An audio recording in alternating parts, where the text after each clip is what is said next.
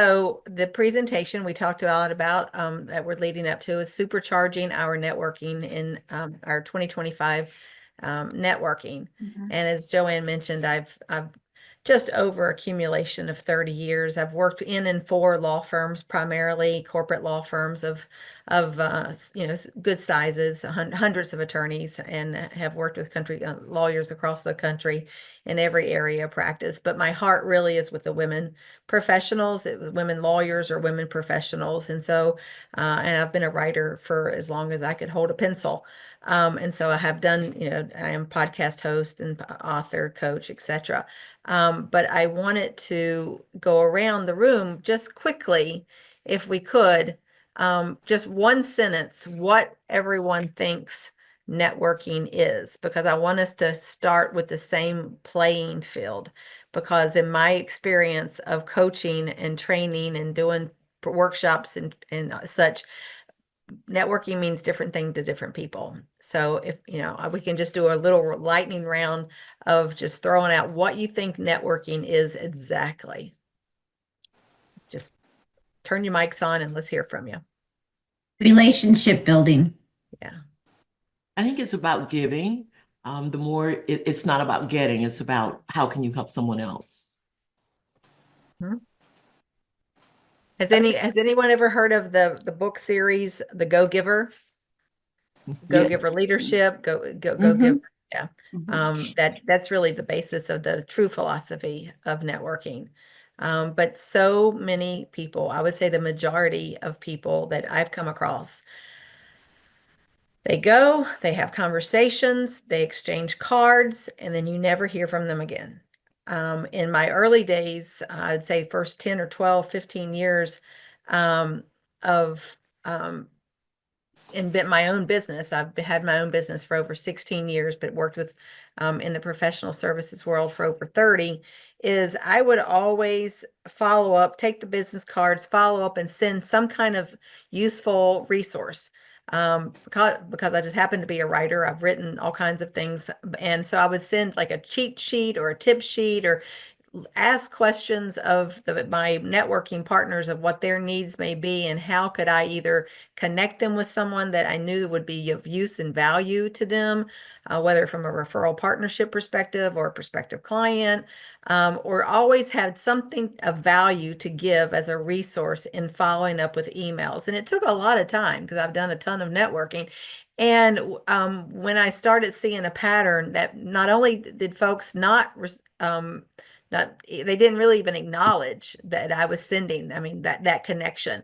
And so I saw this pattern developing that people just went and it was just kind of in the moment, almost like a one night stand situation, as far as just having those contemporaneous conversations with no follow-up or no, okay, let's, schedule a coffee or a virtual coffee or whatever, to learn more about your business and then how I can be useful for you. And so, we all have the opportunity to be different. And that's what can be our superpower as to being different, in doing the follow-up. And, I'm going to give us some techniques on how to do that. So let me just pop back in here into my presentation. And someone in the chat asked if you're going to get the slides, and I'm happy. Zoe's going to be in charge of that, but I'll be certainly making these slides available. I have a number of resources that, again, in the way that I tend to operate is I have tons of resources that if you throw your email in the chat, I mean, I don't know who Zoe has emails or doesn't have emails, then we'll definitely send something out to you following the program. But, at the very fundamental basis of networking, in my experience and the work that I've done, is having that go-giver service mindset. Something that I said the other day, and I say this a lot, is, it is all about giving to get, which is putting the law of attraction into practice. And we women tend to want to give, have every intention of giving, and giving can look different from every person. which may be just making an introduction for someone or following up with like, oh, I saw this interesting article that you might want to take a look at or something. It doesn't even really matter what it is, but it is the something, but life gets in the way and it gets busy and then sometimes it doesn't happen. But in my view, to build a strong network, you have to prioritize. And so it could be that, here we are 17 strong today, over the next week, maybe you can block a calendar time for 15 minutes and follow up with each of these folks that are on the call today, to make some kind of connection, maybe schedule a coffee or whatever, because relationships just don't materialize. You have to nurture and cultivate those and continuously connect with and for others. Some of us it's easier for some of us than others. I've done tons of study in the differences between extroverted and introverted and things that hold us back and that we view as obstacles. Having worked with women services, professional services women for a really long time, I've heard a gazillion times that they don't want to be too pushy. They don't want to toot their own horn. They don't really feel comfortable in claiming their own accomplishments. But we all know that men have no issue with doing that whatsoever. And to me, one of the ways that I feel like I've gained respect from my peers and in the industry is it's not being pushy or braggadocio, but it's owning your own power and owning your own accomplishments. We should be proud of what we have done. And that enables me of all that I've learned and done for others that can just flow through me so I can help others, whatever that might look like. And I'm always happy to do that. But when you become a person to be that go-to person in that go-giver philosophy, it can be a multiplier effect in the broad sense of networking, building your network. And we're going to talk about different types of networking, including digital networking in a few minutes. So let me just ask the group because I'm sharing my screen, so I can't see you all at the same time. But does anyone know what WIIFM stands for? I do. For me. What's in it for me? What's in it for me? So typically this is not an issue for women. And we all could probably tell stories of where we've been in mixed gender groups.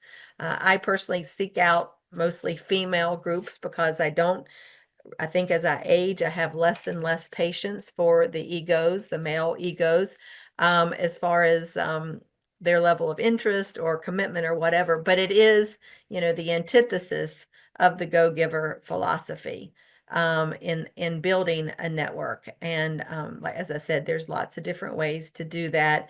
But doing what you say, or meaning what you say and doing what you say are very, very important as far as building that network. When somebody, I would rather take someone's business card than to give my own business card. And we're going to talk about about that in a minute, because I know I will follow up.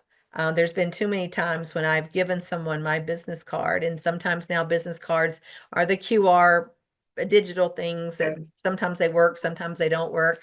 But I know if I take someone's business card that I will follow up with them, and then ask them, how can I best support you? And that really seems to be an icebreaker for moving forward, whether it's scheduling whatever it is, some kind of post networking event. The power of professional presence really can't be underestimated, because I think it's a direct reflection of our commitment of how we feel and what we bring of ourselves to a networking environment. And so, one of the things that I see now 20 plus years, 20, 30 years later is how people wear name tags. Name tag should always be on the right side. So when you go to extend your hand to shake someone's hand, it's so easy to see Kimberly Rice name tag here. And so one of the things that I just observe in a room when I go in to network is how many folks are wearing their name tags on the left side, which is not the most conducive. It's a small thing, but it can be an effective thing because it can symbolize or can signify, your sophistication as a networker and how the confidence that you can bring to that. And so that's something that I always recommend. I, personally, years ago for my own company, I had a magnetic name tag made. So whether or not there are name tags provided for that from the host organization, sometimes if they're adhesive, they start rolling off. What we had the other night was just perfect. There was a pin plus a clip. Because people will get all weirded out about, putting a pin through silk clothes. I've seen and heard every story about how to attach a name tag. But as women, oftentimes we may not have collared shirts on, or we may not have a lapel.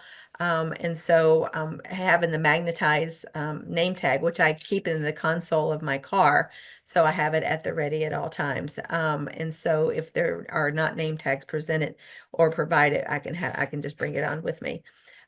Listening to be heard, and I'll talk a little bit more about this in a few minutes, is when you first engage with a networking partner, I want you to think about what that feels like, because sometimes it's terrifying for people because oftentimes introverts are just not comfortable in going up and initiating a conversation with someone that they don't know.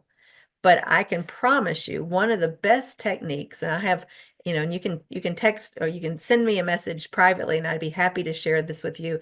I have this whole big long list of icebreakers. But if you pay someone a compliment, oh my goodness, Kimberly, these are beautiful earrings that you have on, blah, blah, blah, blah, blah. That just gets you started. So it's always about the other person. One of the questions that I tend to ask when I go into a room, and I may or may not know anybody, is what brings you here today? Out of your busy schedule, why did you allocate an hour or so to come here today? Or have you been involved in the group long? Something to open the conversation.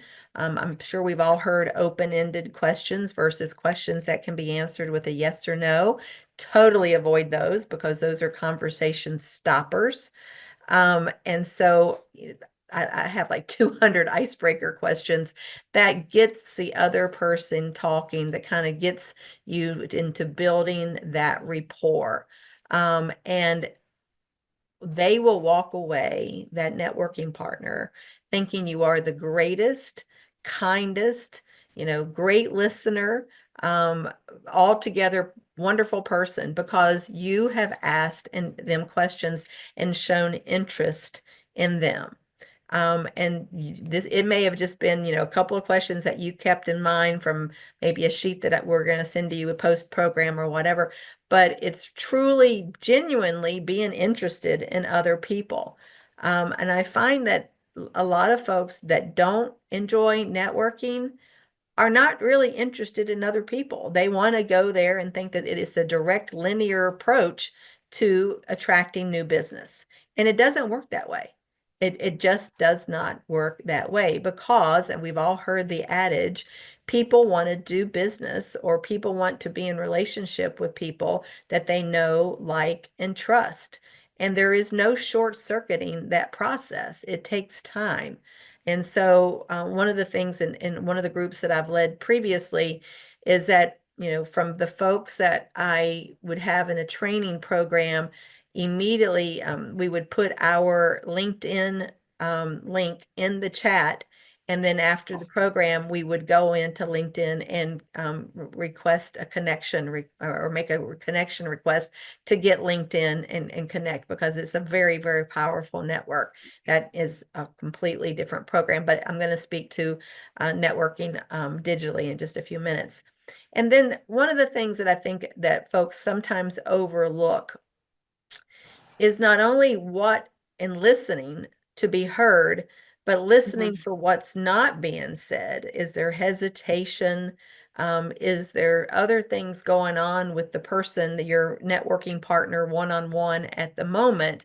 that is not being said. And maybe you can pick up some of this. Some of us are more intuitive than others non-verbally. So as women, there are some kind of standard, I don't know, typical nonverbal stances. If you've ever observed, which this is my living that I do this for, is sometimes we as women make ourselves smaller by folding our arms in front of our chest, which sends a signal, some kind of defensiveness that we're not interested or we're not comfortable.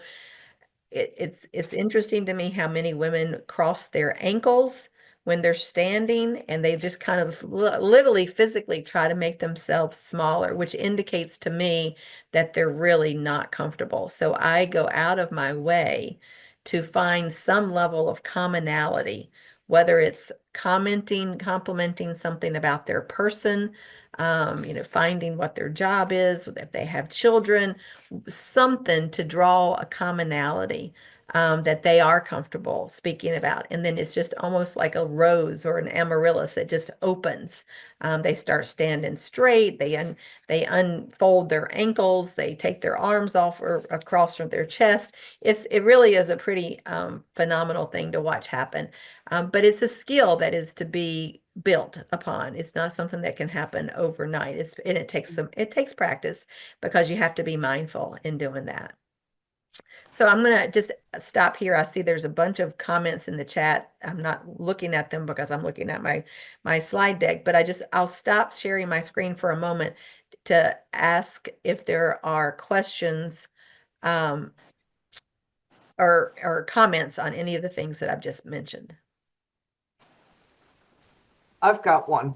Yes, Amy. Kimberly, I totally agree with you with a lot of what you've said, because that presence of when you come in. Now, I'm one of four boys and 2 girls in my family. So, I always had to be prepared for that. But one of the things that I have seen is when women take pictures. Okay, I just saw this recently on LinkedIn. Somebody posted a picture of a group of women, and they all were down here. No one was standing up straight. And so it's not only when you're in a networking, it's also, like I said, this picture was of, 7 women, and they all bent down. And that goes back to that presence and confidence. Yeah. Mhm. You don't observe it unless you observe it, right? I mean, that's just been part of my living and what I've done as a business coach for a long time. But what it does is it bleeds our power. That's what it does. It bleeds our power. And if you're aware of the fact that it's bleeding your power, which means you're not being taken as seriously, I'm also in a very, very white male dominated field, legal services. A lot of bullies, a lot of huge egos, just like, I'm sure like a lot of us are. And we cannot afford not to come across with a professional presence of confidence. And there's lots of different ways to do it. That is just a whole whole long thing that we can talk about. But it's so important if we want to be effective, whether we're a careerist or an entrepreneur, that we show up with our power and don't bleed that power non-verbally or even, in the way that we speak. It absolutely floors me. And perhaps this is an age span, when I was 30, the way that how I would speak to a male superior when I was 30 is not the way that I would speak to a male superior now when I'm over 50, I'll just say. And when we hear our contemporaries speaking about, well, if I say this or do this, I'm going to get in trouble. I want to smack somebody when I hear them say that, because we are not children. We're not children to get in trouble, or my boss. Words matter, and words carry a lot of weight. And so we need to be mindful of how we position ourselves, networking and beyond. because those are the words and the messages that people are going to walk away with. And you only have that first one time to make a good first impression. And so we have to have it together. That being aside, I not only we have cheat sheets, but I have a bunch of book recommendations that I can share. But I don't want to digress. I'll hop back into my slides. But I just wanted to give everybody, since I saw so many questions coming along, I just wanted to give everyone an opportunity to. Kim, I do have a question. I know you said you're going to share a cheat sheet with us, and then I just heard a book list. Mhm. Um, in what ways are we allowed to use that outside of our personal use? Because, and the reason I am asking particularly about the book list is because in my business, one of the things that I'm going to do is in the Master Key Society and ethics and all of those kinds of things, I am going to start an annotated book list. So when you send your book list, would if am I allowed to share that and just reference like your name? Sure, I'm happy to share it. I Okay. have multiple book recommendations. One is for women by women, as long as I'm given attribution Gotcha. for it, because it's taken me, I mean, this has been 25 years in the making, this list that I've put together in different categories: confidence, promotion, negotiation, communication. There's all different categories of this one list that I'm thinking about, that I'm happy to share. It's just been part of my journey as a writer and as a researcher. All right, thanks. So let me pop back into the slide because I want to be respectful of everyone's time. But mindset, and this is a lot of work that I've done on mindset. There's growth mindset, there's fixed mindset. Fixed mindset is, well, I'm not a networker because I am shy. Cop out. We have to think in a growth mindset that I don't feel really comfortable going into a room of people that I don't know. However, I'm willing to learn techniques on how to make myself more comfortable and more effective, or a better communicator, or a better listener. So it starts here in our minds. And part of that reading recommendation, I have a number of books on mindset. Then probably the most famous one I'm looking up at my bookcase is by Carol Dweck, Dweck, called just Mindset, and explains scientifically the differences, and then from a practical perspective of how we can propel ourselves forward with a more positive growth mindset. So, to be an effective networker, we have to be also a planner of growth. And that can be virtual, in person, digital, LinkedIn, whatever your jam is. Sometimes it can take all of that. And so I wanted to talk for a few moments about, why do we attend networking events? There are people that come to my mind who are like such social butterflies that you see them everywhere. And seemingly their number one reason to be everywhere is to get that selfie and to get it on social media. They could be there for 10 minutes or, an hour, and they work the room. They're very effective in doing that, and they're in and out. And that can serve a purpose. They can, especially for the more skilled networkers. But again, that like, know, and trust factor of cultivating networking partners, referral partners, etc., does take time. And so you're not going to be able to do it at the event itself altogether. Is going to require some follow-up. And so you want to make yourself, through the questions that you ask, a couple of things that I'm going to share about doing your homework before you go to the networking events. Sometimes I think Beacon is one of the unique organizations that will provide the attendee or the registration list, and so that's like gold. That is absolute gold, that you can do your research, look up folks before you even get to the event, and identify I would say no more than 2 to 4 individuals that you would like to meet for whatever reason, and seek those folks out. So you have a plan when you enter the networking event. And doing that over time, you'll be seen as a resource. One of the things, I was just, on Wednesday, I was I'm a Rotarian, a Haddonfield Rotarian, and I was walking out with one of my colleagues from our luncheon on Wednesday, and I wanted some resources. And she said, one of the things that I do that I love to do is to make connections for other people. I said, same. I love doing that. But, so when you want to work yourself to become the connector. And there's a true value in that because it is almost like a magnet that people are attracted and will migrate to you, which of course will help you build that network in the broader sense, and help you with the relationship building.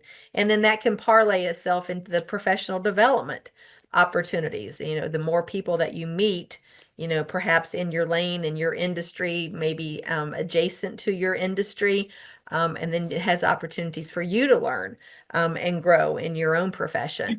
But it also helps you to stay up to date, again, adjacently or tangentially in other industries, accountant and financial services and legal services and banking and so on and so forth. Because there's a great deal of respect to be gained if you're perceived as a person in the know. If you have your finger on the pulse of any of the resources. And if you don't know, a particular resource, you know who to go to that may know.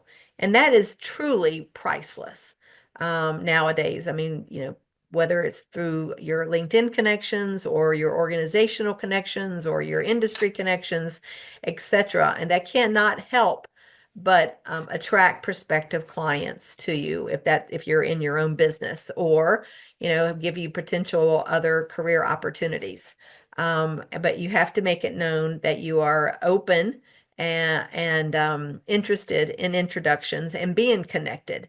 Oftentimes, as women, we're so focused on giving that we don't ask for what we want. That's actually a book.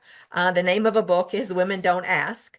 And because we feel guilty, or we feel like we should know how to do whatever it is on our own, and we don't reach out for additional resources. So these are all mindset things that we can overcome, but these are practices that just take time and practice. So I want to pop in and talk a moment about digital networking. So I'm going to stop sharing my screen again, and just with a show of hands, right quick, how many folks actively engage in LinkedIn networking? Okay, so I'm going to call on Susan. Share with us, Susan, if you would, how you do that and what that means to you. I do it selectively. I reach out to people. Well, let me back up. Sometimes I do it selectively. Sometimes I reach out to everybody that I got to know at a particular event, and it filters itself out. And then I will have one-to-ones with those people that follow up, or meet with people, or get together with people. It kind of happens organically. And digitally, when people reach out to me and they just reach out for a connection, I have a kind of a, and I need to put this back in practice, canned response that I send back to them if I don't know them. That says, I would love to meet with you. Let's get together for a one-to-one to see how we can be of service to each other.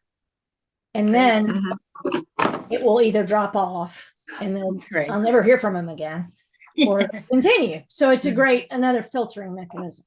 Sure. Sure. One more person, if you want to share, how you actively network on LinkedIn. So I'll share.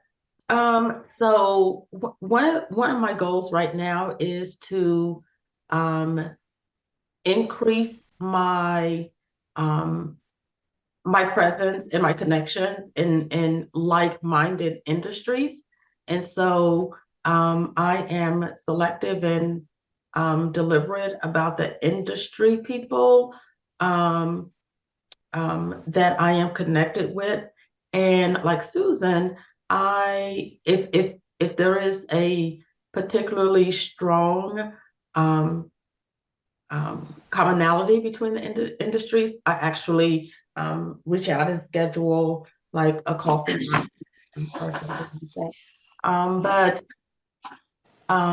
well, don't let me say but and um, it's a journey for me. It's a learning experience because I am more of an up close, personal, in-person kind of networking. So digitally, you can be anything behind the computer, I say, right? You can be anything and anybody. So I like those up close and personal meetings. But if I meet someone at an event and they do have a LinkedIn, I do connect immediately, and I follow up with a communication either that same day or immediately, like the next day within 48 hours.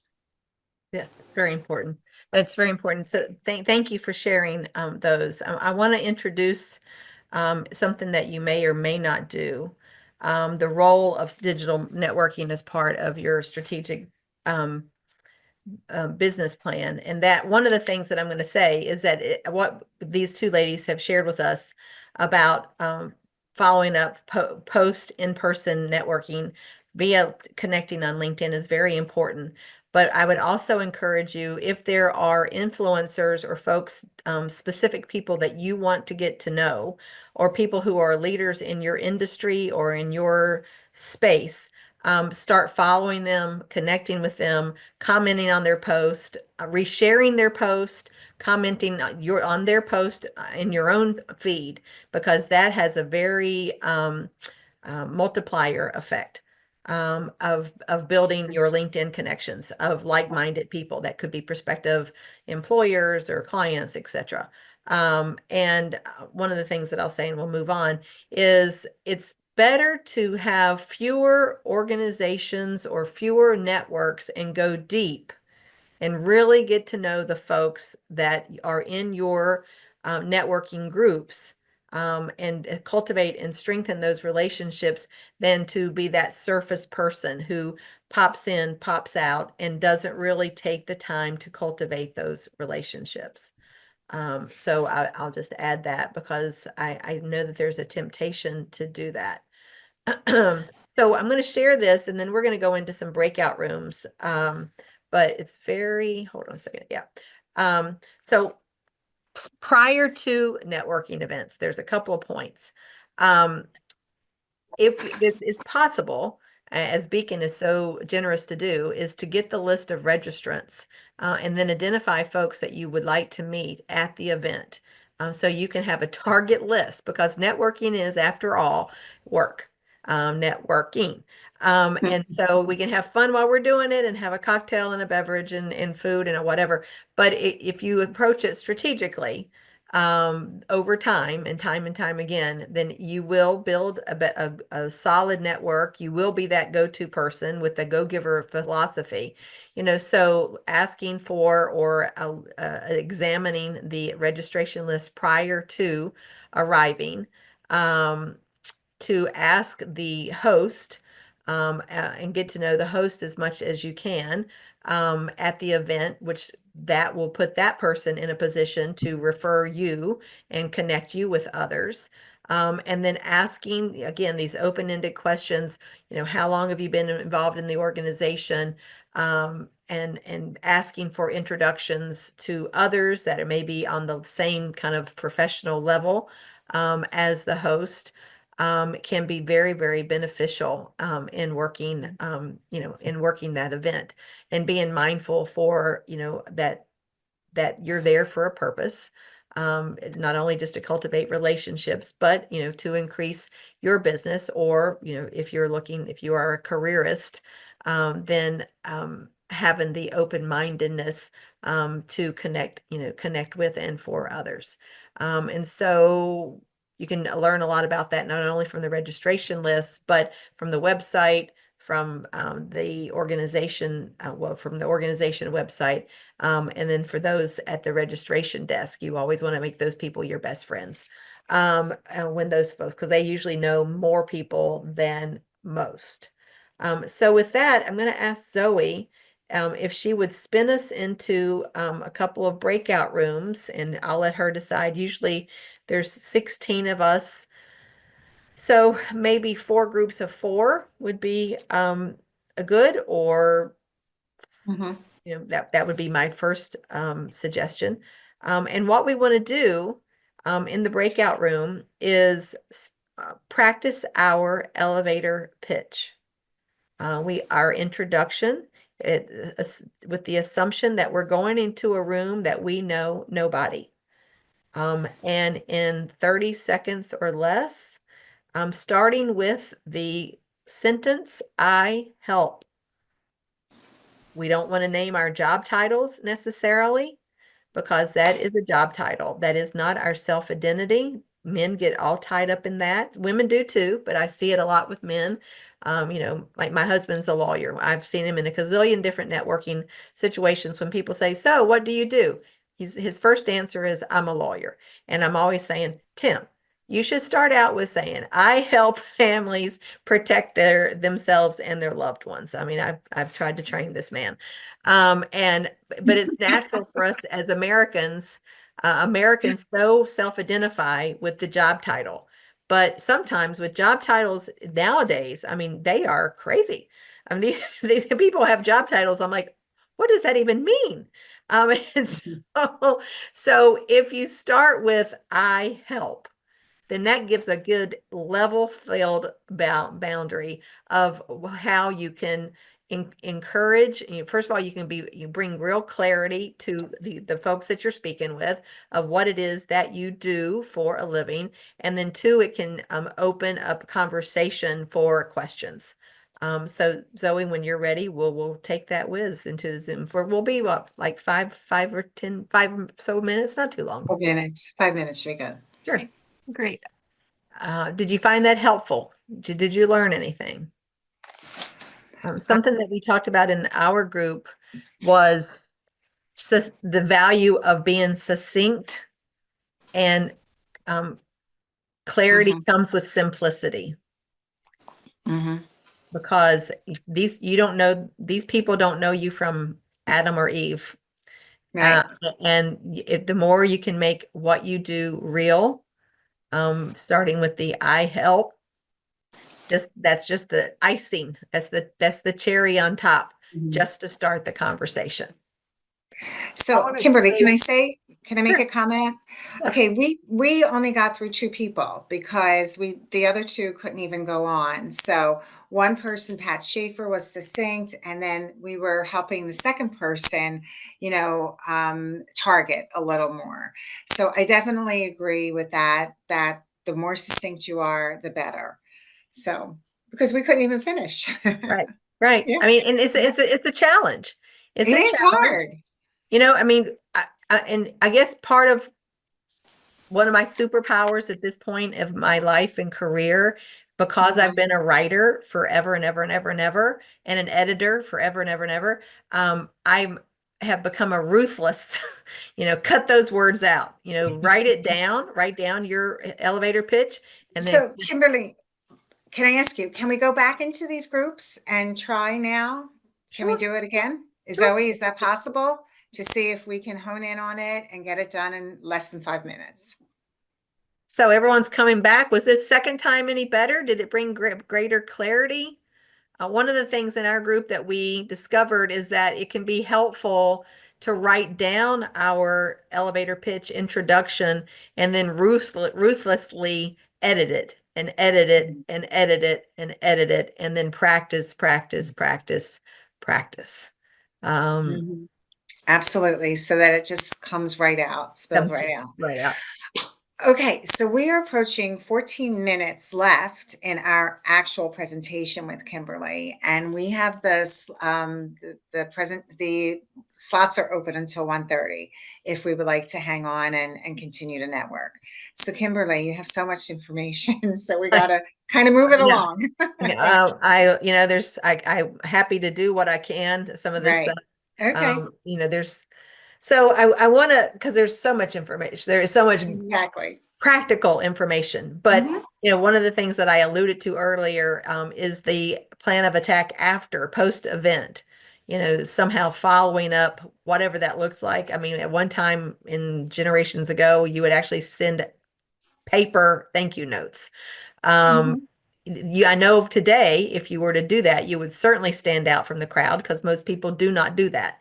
If you have a monogrammed little occasion card or whatever, you will absolutely stand out. Following up on LinkedIn, requesting the connection, and then suggesting a one-on-one is a great approach. And getting involved in different types of organizations. I have for a long time been involved in women professional associations, as well as industry groups or nonprofit organizations, just to kind of mix up the types of people that I'm meeting. And saying the same thing and getting different reactions. So let me see here. So this is business cards. Hard to see. Business cards. So I believe in the paper business cards still. To me, it's better to have them than to ask for them because you know that you're going to follow up. Having them at the ready instead of digging down in that purse, wherever they are in the bottom of a coat pocket or whatever, on the day of networking that you're going to go to, if it's going to be in person, plan your outfit accordingly. Have pockets in your skirt or your pants or your jacket or somewhere so you can have them at the ready. And then when you ask for the business card, take a moment to actually notice anything noteworthy on the card that you can comment on that could possibly be an icebreaker for a conversation then or for a post conversation after the event. And then the email itself, as far as following up, subject line is king, whether it's before or after the event. One of the techniques that I learned a long time ago is if you can go on someone's LinkedIn profile and find something of commonality, let's just say, Zoe went to Wake Forest University and I grew up in the Wake Forest University area. So on my subject line is, Beacon, Beacon Network Vent plus Wake Forest University. So that might pique her interest as to why in the world am I putting Wake Forest University in a subject line. That's also a great tip for someone that you may have more of a colder connection to versus a warmer connection. But how you've identified that leader as someone that you feel like you have something in common with that you certainly want to follow up with post event. Maybe there's relevant clients or experience that you share that you can accentuate in the email follow-up. Short, just a couple of, I would say no more than 2 paragraphs, and expressing interest to learn more about their organization and perhaps even joining it. Maybe you could go to an event as their guest. And then you can work that into perhaps becoming a presenter at an event in the future. And then, to include in the follow-up email, one of the things that I just mentioned is to wear something distinguishable. So when you email people, if you have the opportunity to go through the registration list and you can reach out to people that you would like to meet, say, I look forward to seeing you at the event. I'll be the woman who's wearing the red jacket.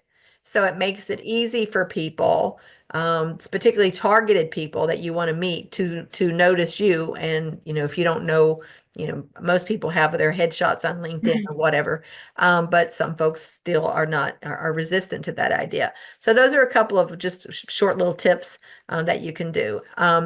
What's next after the event and the pre and the post follow-up is looking for reasons to connect with these new contacts. And one of the things that I mentioned earlier that I do, and I have done actually with pretty good success, is once you become friends, or not friends, but connections with them on LinkedIn specifically, engage with their posts. Share their post and share your own thoughts, just maybe even a phrase of your own thoughts. And so you will engender goodwill with that person or persons. And then you can include them into your CRM, if you have one, into an email marketing program. There is still controversy whether or not you would want to add someone to your email marketing list without their express permission. There's a very simple way to handle that, and that is in that post-event email, to say, I send out a regular, however you want to phrase that, but I typically say a regular, it's not weekly or monthly, but a regular e-communication. Would you I make it as a presumptive close. I would love to add you to that if you're open to it. And so you give the people the opportunity to say no, but it is a presumptive yes. And then truly, through that process, you look for ways to help and support your contacts. And so asking those questions, one of my key questions is what is the profile of your ideal client, or what is the profile of your ideal referral partner, something that's going to help advance that networking partner professionally. Leveraging the relationship, so purposefully and connecting with and for others regularly via in person. So, it's great to be a member of Beacon, but if we see you only a couple of times a year, then the opportunities are limited as far as how to cultivate those relationships, as well as, again, I said engaging via social media. And so what we've talked about just in these last few minutes is why we attend networking events, to expand our business community, for whatever our purposes are specifically, whether you're a careerist, you work for a company, or you are a business owner and you are looking to attract clients. Having a plan of attack pre-event as well as post-events.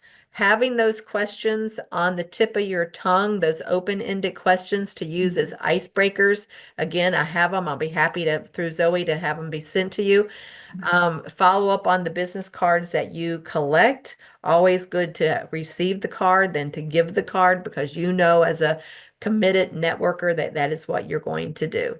And so this is my contact information and some of my resources. You can jot these down, but Zoe, I believe, is going to connect you with these. And that is some of the services that we offer. I do a lot of women development leadership coaching.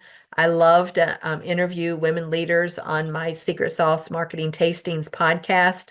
The 2 books that I've written is the Rainmaker Roadmap is available on Amazon. It really walks you through step by step how to build a business, a service business, and then the top habits of successful rainmakers.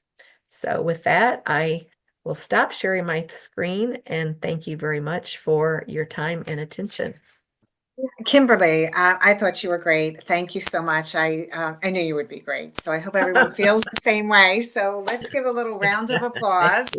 And I just like to open it up for some questions now. We've got our expert here. She's a member. She's a woman, and let's open it up and take some questions. Hi everyone, I'm Teresa. Very nice to meet you. My Very first nice. time here attending. The wonderful Jackie Linton has invited me to participate, and we had a great conversation, I think, about the elevator speeches. My question is, I did one here and now just based on my most recent role, but I'm actually in transition. So Right. how do you, I guess, and I'm sure this is something like I can look up, hey, what's the best practice? But Kimberly, I'd love your opinion on like the elevator speech when in transition, other than just saying I'm in transition. Do you reference, or do you reference I am an human resources professional, but never mind, we have to start with I help. So I'd love your thoughts there. It's interesting you asked that, Teresa. I've worked with a number of people who are in transition, either or both actually, while they're employed, as they're employed and looking for their next great opportunity, or they're not employed and they are looking full time for their next great opportunity. That still doesn't change what you do, right? Your body of expertise. So whatever your body of expertise, subject matter expertise is, I help professional services leaders build their businesses, and I'm right now considering and entertaining my next great opportunity, whether that be an in-house opportunity or a business opportunity. And so I would appreciate connections that you can make, and that would look like X, Y, and Z, because we have to make it super, super simple for people to think about who they may know in their network, who could connect, they could connect us with. And so the more specific you can be, is it a size of a company? Is it in type of an industry vertical? Is it, whatever it is, the easier you can make it for the person with whom you're communicating, the greater the probability is that that person could actually help you. Does that help? Sorry, I just was on mute. Yes, it does help. Thank you very much. My pleasure. Surely there's more questions. So my question, this could have been a whole semester class. This could have been like a year-long master class. And my question is more personal. And as I'm growing my business and my network and getting ready to interview and hire a part-time personal assistant, I need a mentor. And my question is, Kimberly, is that something, mentoring, is that something that you would do? I certainly am a coach, am a mentor. I am of the go-giver philosophy, but I'm also a businesswoman. So I provide those services, fee for service, the coaching and the mentoring. There is no chocolate or vanilla. It's all very customized. The service is based on what our clients need, depending on where you are in your business life cycle. I feel like I've benefited so much from some of the programs that I've taken over the last 16 years from other women, so I've taken classes 12 to 24 months programs, and I believe deeply in lifting as I climb and sharing some of the knowledge that I've gained from other folks that have helped me in my own professional journey. So certainly, I'm open for hire. Yeah. Short answer. And I really appreciate that. I listen to Master Key Society and those kinds of series, and one of the keys today was investing in yourself. And so we'll talk offline about what that looks like. All right. And Pauline, I would just add to that, Kimberly and I think every woman on this call, you can all get that sense that everyone here is really helpful and wants to see other women succeed. So just by even being vulnerable, I commend you for even just saying, hey, look, I'm looking for help. So that's what it's all about. You can't get help if you don't ask for it. So I just wanted to offer that was a nice thing that you put yourself out there. So thank you. And we all do, because we're all at different places in our journeys. And there's no one book, there's no one person, there's no one source of all knowledge and wisdom as we travel along our respective professional journeys. Yeah. I also think too that when you have the passion and the confidence about what you do, that comes through and that makes it easier. And so confidence is usually it comes through success. So the more you do this with the strategies that Kimberly suggested, I think it gets easier, and I think it will yield better results. I know Kimberly has helped me offline just from the I help, because I would struggle when I would say to people, my real role, and people would say, oh, I have a financial advisor. So, and then I was kind of caught like, oh my gosh. And I also have a friend, she's really good. She walks right up to people. It could be a room of like 500 people and they're all in conversations. And she smiles and she says, tell me about your business. And people do love to talk about themselves. And then they go right into it. So that is, something open-ended. But Kimberly, I would appreciate those questions or those next questions. I think that would be really, really helpful. I'm happy to provide them. Yeah. So we're going to change and thank you again. We're going to change the second part, the second part of the breakouts part of this um, education session. So we've got a half hour left. Whoever wants to hang on can hang on, and Zoe can put us into rooms and we can get to meet each other. And I think that would be good. We can practice our elevator pitch, or we can, just take it on our own, whatever we're comfortable. So I want to thank everyone before we end. If you're all going to drop off, thank you for starting and believing in building the power of this women's network. I think the women here are very brilliant, very compassionate, very, very caring. So I think that if you know other women, please bring them along for our next event. Some of the events that I'm looking to do based on the survey is helping women learn more about their business or building their business, supercharging it from that standpoint. Power of public speaking was one of the things that came up on our survey.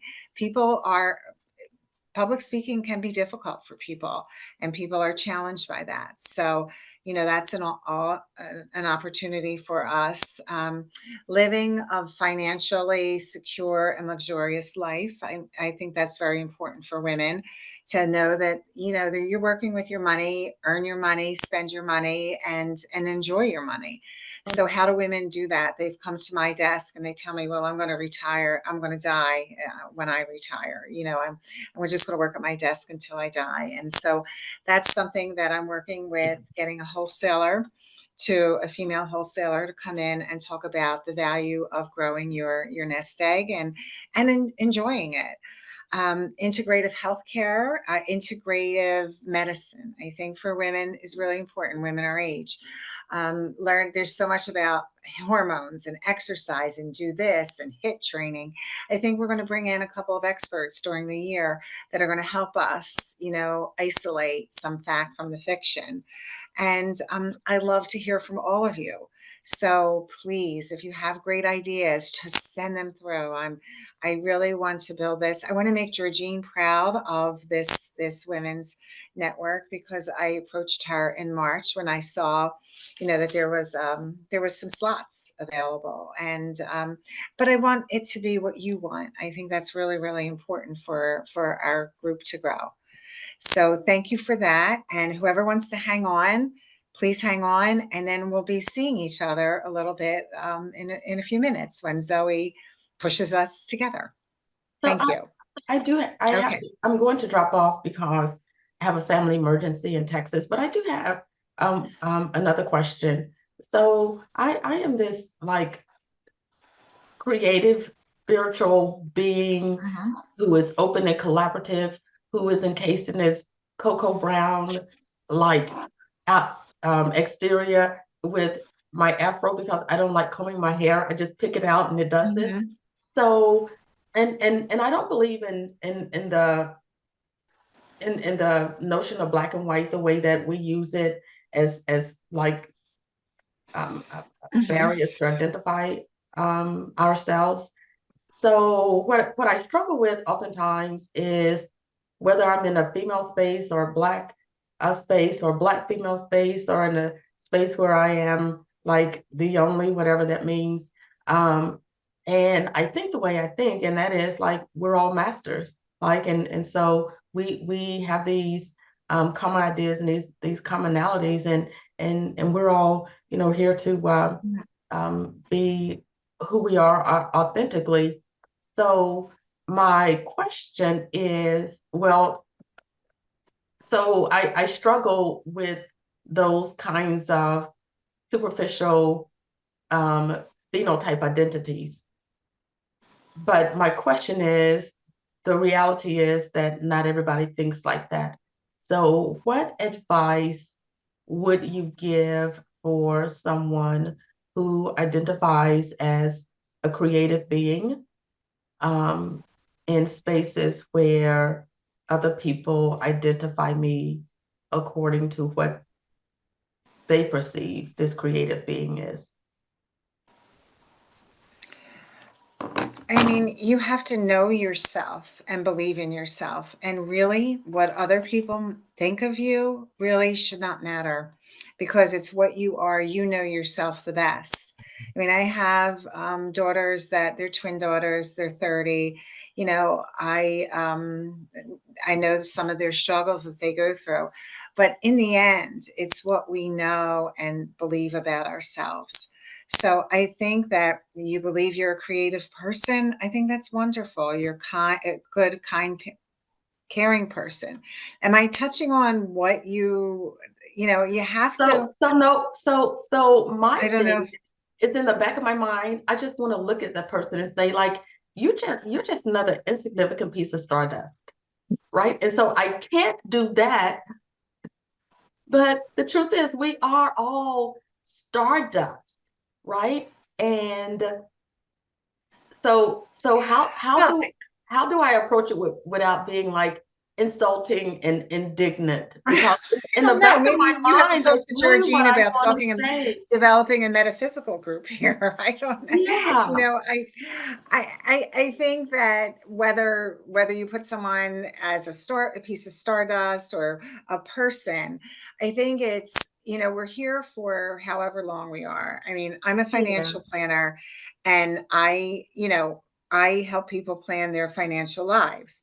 But I Mhm. also know that the plan is only as good as till that person lives, and tomorrow is not guaranteed.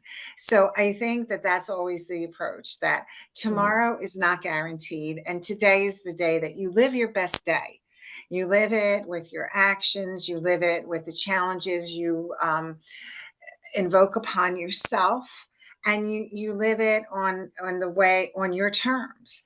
So I think that is, you think a we're a piece of stardust. I don't really look at myself as a piece of stardust. I don't. I look at myself as a whole person, a person that's had conflicts and trials throughout my life, and that it has gotten me to where I am now. And I appreciate that. And I think that people are all the same. I think we Yeah. all want the same things. We want security, we want love, we want happiness. I have not met anyone that does not want these things. And I think that we're in this society with Facebook and social media that everything looks so great on the outside and to people. And every single person that, if you want to do this in your networking thing Mhm. in the next half hour, every person has problems. Every Yeah. person has things that hurt their heart, but they go through their days with, moving on and trying to make their life or someone else's life better. Yeah. Yeah. So anyway, do you mind if we start to move on and get to meet with people? Beacon is the premier executive networking organization serving the Mid-Atlantic region. To learn more, go to beaconforlife.org.